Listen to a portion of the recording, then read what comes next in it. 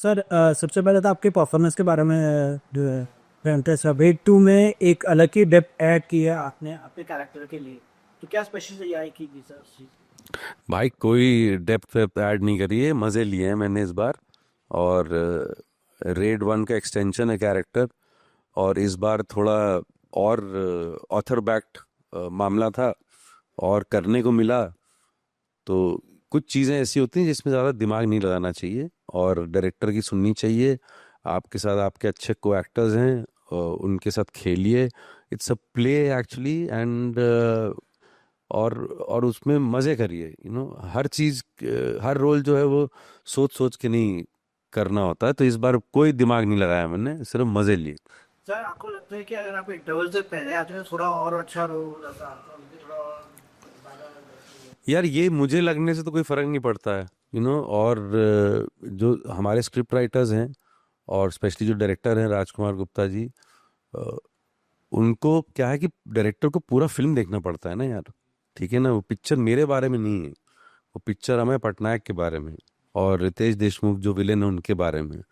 और मैं उसमें बीच में एक बहुत अच्छा सपोर्ट दे रहा हूँ, वो अलग बात है। लेकिन जब आप पिक्चर के अम्ब्रेला में देखेंगे तो आई थिंक परफेक्ट है। वो तो ऑडियंसेस का प्यार है। बहुत सारे ऐसे मैसेजेस आ रहे हैं मुझे कि अरे यार तुम इंटरवल से पहले ही आ जाते तो कितना मज़ा आता, ये आता वो आता। वो मैं उसका तहे दिल से धन्यवाद करता हूँ। और इट हम्बल्स मी।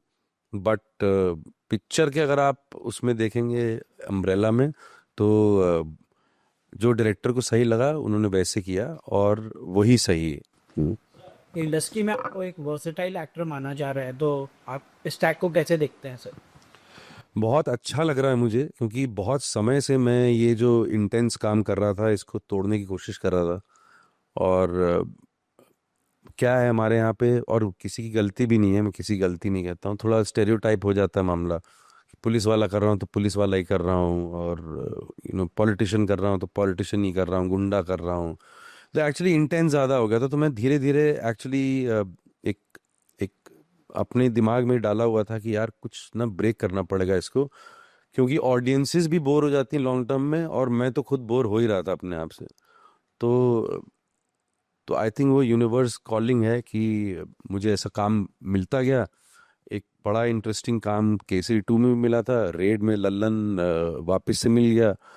और उसमें कुछ करने लायक भी था। और वो अपॉर्चुनिटी की बात है, वो अपॉर्चुनिटी ने प्रेजेंट किया तो मैंने सीज कर लिया उसको। और अगर लोगों को ऐसा लग रहा है कि मैं वर्सटाइल हूँ, तो मैं वर्सटाइल शुरू से ही था। एक्टर वर्सटाइल ही होता है, कुछ भी कर सकता है। और मैं हमेशा से बोलता था कि मैं कुछ भी कर सकता हूँ, बट वो अपॉर्चुनिटी मिलने की बात होती है। अपॉर्चुनिटी मिली तो मैंने करके दिखाया। सर आपने पैरेलल सिनेमा और मेन स्ट्रीम दोनों में काम किया है उधर से, तो उनका कि रेट टू के एक्सपीरियंस तो कैसे कंपेयर करेंगे? यार मेहनत उतनी है, काम उतना ही है। स्केल का डिफरेंस है। और मेरे लिए एज एन एक्टर स्केल का डिफरेंस ये है कि अ, आप, जैसे रेड है, केसरी है, ये फिल्में जो हैं आपको एक तो कंटेंट ड्रिवन फिल्में हैं, this is right up my एले। और सोने पे सुहागा ये है कि मासी फिल्में मास तक पहुंच रही हैं, क्योंकि आप अजय देवगन जी के साथ काम कर रहे हो, अक्षय कुमार के साथ काम कर रहे हो। तो उनको देखने के लिए पब्लिक थिएटर हॉल्स तक आती है। उनके चक्कर में हम भी दिख जाते हैं। आई थिंक तो जिस तरीके का एक लार्ज स्केल मास एक्सेप्टेंस आपको ऐसी फिल्मों से मिल सकता है, वो छोटी फिल्मों से थोड़ा मुश्किल हो जाता है। ऐसा नहीं कि छोटी फिल्में भी रंग नहीं जमाती हैं। तितली मेरी बहुत फेवरेट फिल्म है। और तिकड़म करके एक फिल्म थी, वो भी बहुत फेवरेट फिल्म है। बट वो इस तरीके के लोगों तक, इस स्केल पे लोगों तक पहुंच नहीं पाई। तो आई थिंक वो चीज़ थोड़ी डिफरेंट है दोनों मीडियम्स में। बाकी एज एन एक्टर कोई डिफरेंस नहीं है। सर कुछ लोग कह रहे हैं कि रेड न्यू कमर्शियल बन गई है और कंटेंट वीक हो गया, आपको क्या कहेंगे? कुछ लोग कह रहे हैं ना ये, ज्यादातर लोग तो नहीं कह रहे हैं ना, तो वो उनका ओपिनियन है यार। हर किसी आदमी को तो आपका लड्डू नहीं अच्छा लग सकता भाई। तो जिनको लग रहा है उन पे फोकस करते हैं। क्या आपको लगता है कि आपका रोल इंटेंशनली छोटा रखा गया है ताकि लीड एक्टर हाईलाइट हो पाए? नहीं नहीं, बिल्कुल भी नहीं। जय जय, मेरे बहुत फेवरेट डायरेक्टर है राजकुमार गुप्ता। मेरे सबसे फेवरेटेस्ट एक्टर हैं अजय देवगन। और दुनिया मतलब अजय भाई के साथ दूसरी बार फिल्म में काम कर रहा हूँ, और completely non interfering, cool, composed, बहुत ही सिक्योर इंसान है। और ऐसी बातें भी दिमाग में लाना मतलब बेवकूफ़ी है। तो आपने एक बार कहा था कि इंडस्ट्री में टैलेंट से ज़्यादा नेटवर्किंग चलती है। क्या रेट टू किसी गेम में वो ज़्यादा फील हो? ये कब बोला था मैंने भाई? मुझे तो याद नहीं है। या देखो क्या है ना, जब आदमी कितने साल पहले दिया था, 10 साल तो हुए होंगे, 15 साल, है ना? तो फच्चा था मैं यार। कुछ चीज़ें क्या है ना, आप इंडस्ट्री में नए नए आए होते हो, अभी कुछ स्ट्रगल कर रहे हो, तो कुछ चीज़ें फ्रस्ट्रेशन में, आंगस्ट में बोल देते हो आप। ठीक है, लेकिन बोला जो है मैंने वो कुछ गलत नहीं है। आपको दोनों चीज़ करनी पड़ेगी। टैलेंटेड तो होना ही होना पड़ेगा, वो तो प्री रेक्विजिट है। और नेटवर्किंग भी करनी पड़ेगी, तो दोनों चीज़ें साथ साथ जाती हैं, हाथ में हाथ डाल के। सर आजकल सोशल मीडिया का इतना इन्फ्लुएंस हो रहा है एक्टर्स के ऊपर, तो मतलब कि हर भी एक्टर जो है अपना गुस्सा है, अपना फ्रस्ट्रेशन और अपना सुख दुख सब सोशल मीडिया पे डालते हैं। तो आपको लगता है ना एक्टर आपको थोड़ा रिजर्व रहना चाहिए ताकि एक्टर्स की भी एक छवि बन सके? आप जनता मैं रिसेंटली बाबर खान का केस हुआ हम्म। वो उसमें, और आपको इरफान खान जी ने भी एडवाइस दिया बहुत पहले। हम्म। इरफान भाई ने तो बहुत ही अलग मुद्दे पे एडवाइस किया था। और बाबिल का जहाँ तक है, देखिए वो उनका पर्सनल लाइफ है यार। ये अलग बात है कि बाबिल ने कौन से अपने सेंटिमेंट में आके वो डाला वीडियो। मैं उस पर बिल्कुल ही कमेंट नहीं करना चाहूँगा। वैसे ही उसके परिवार वाले जो हैं, और बाबिल खुद इस बात को लेके परेशान होंगे या सोच रहे होंगे इसके बारे में, और रेक्टिफाई करेंगे। मैं कोई होता नहीं हूँ इसके ऊपर कमेंट करने का, क्योंकि कोई भी ऐसा इंसान नहीं है जिसकी ज़िंदगी में उतार चढ़ाव नहीं आते हैं और वो इस तरीके की बातें शेयर नहीं करता है। उसने थोड़ा ऐसे मीडियम पे शेयर कर दिया जहाँ पे बहुत सारे लोग कमेंट बाजी कर सकते हैं।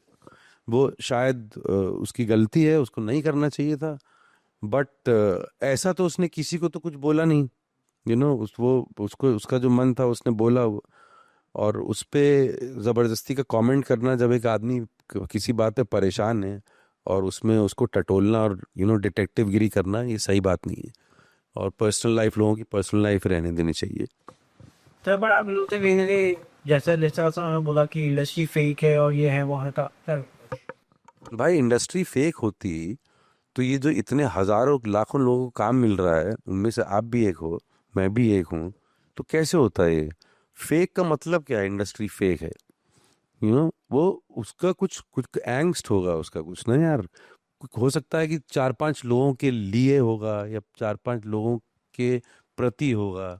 तो पूरी इंडस्ट्री को ब्लेम करना तो मुझे नहीं लगता कि उस कॉन्टेक्स्ट में वो बात भी कर रहा था वो। और आप देखो तो यार वो कितना हैरान परेशान होकर कुछ बोल रहा था। मे बी उसको पता ही नहीं था वो क्या बोल रहा है। तो इसको इसको इससे ज़्यादा डिटेक्टिव सीरीज बनाने की जरूरत नहीं मेरे हिसाब से।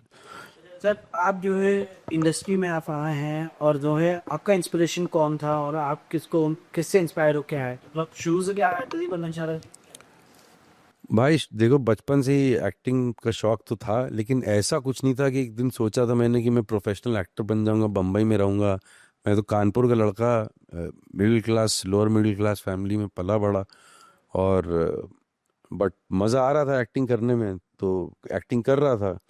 But I think seriousness acting को लेके मेरे अंदर तब आई थी जब दिल्ली गया था, जब प्रोफेशनल थिएटर किया बैरी जॉन के साथ। तब थोड़ा सीरियस हुआ था मैं, बट तब भी इतना सीरियस नहीं था कि ऐसा नहीं लगता था कि मतलब करियर ही बन जाएगा इसके अंदर।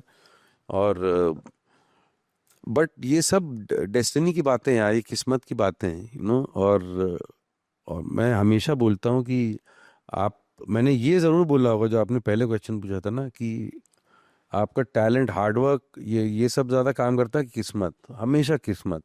लेकिन उसका मतलब ये नहीं कि आप टैलेंटेड ना बनो और हार्डवर्क ना करो। वो तो आपको करते रहना पड़ेगा। बाकी ऊपर वाले ने जो लिखा है आपके लिए, वो होके ही रहे हो। तो इंडस्ट्री में ऐसे कौन सा एक्टर है जो आपको इंस्पायर करता है या आप जिसकी एडवाइस आपको अभी तक याद हो?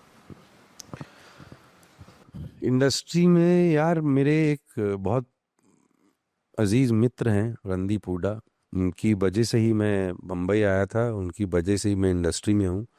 बहुत बहुत बड़ा योगदान है उनका, उनकी बातें मैं बहुत ध्यान से सुनता हूँ, एज एन एक्टर भी और एज अ फ्रेंड भी।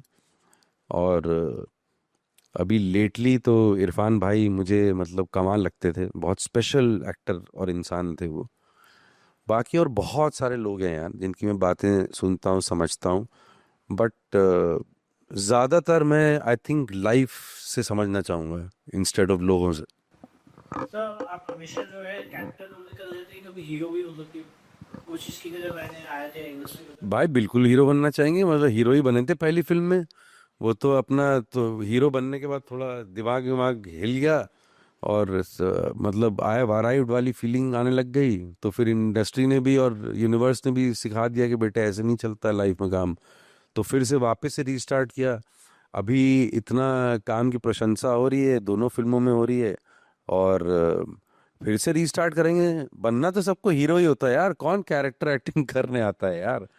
बट हीरो वैसा नहीं बनना है मुझे कि मैं मतलब जैसे हीरो अपने बॉलीवुड में कि मतलब देखो यार, शाहरुख भाई और ये इन लोगों ने जो किया है ना, अक्षय कुमार ने, अजय देवगन ने, इन सब लोगों ने, वो आई थिंक वो एरा भी अलग था, यू नो। और मुझे पहले लगता था कि अरे ये क्या है, ये थोड़ी ना कुछ काम होता है। बट मुझे अब ये रियलाइजेशन हो गया है कि ये भी काम होता है, ये तुम्हारे मतलब का काम नहीं है, ठीक है ना, क्योंकि तुम्हें नहीं करना है ये, तो उसका मतलब वो नीचे का काम नहीं है वो।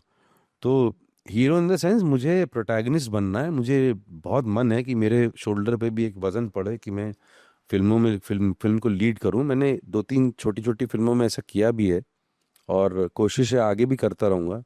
बट ये थोड़ी ना कोई सोच के आता कि कैरेक्टर एक्टिंग ही करूंगा। मुझे एक्टिंग करना था, अच्छा काम करना था, वो मैं कर रहा हूँ और करता रहूँ।